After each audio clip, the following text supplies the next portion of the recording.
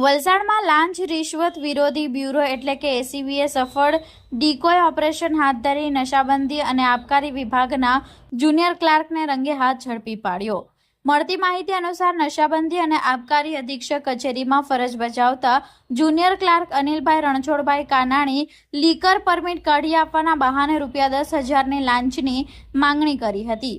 એસીબીએ મળેલી ચોક્કસ બાતમીના આધારે પોલીસ ઇન્સ્પેક્ટર જે.આર. ગામિત અને તેમની ટીમે ડીકોય ગોઠવ્યો હતો। અરજદારના સહકારથી આરોપીએ ₹10,000ની લાંચ સ્વીકારતા જ એસીબીની ટીમે વલસાડના આશિષ બિલ્ડિંગ સ્થિત નશાબંધી અને આબકાર અધિક્ષક કચેરીની ગેલેરીમાંથી તેને રંગે હાથ ઝડપી લીધો હતો। આ સમગ્ર કામગીરી એસીબીના મદદનીશ નિયામક આર.આર. ચૌધરીના સુપરવિઝન હેઠળ અને નાયબ નિયામક બળદેવ દેસાઈ આઈપીએસના માર્ગદર્શન હેઠળ કરવામાં આવી હતી। હાલ આરોપી સામે ભ્રષ્ટાચાર નિવારણ અધિનિયમ હેઠળ કાયદેસરની કાર્યવાહી હાથ ધરવામાં આવી છે।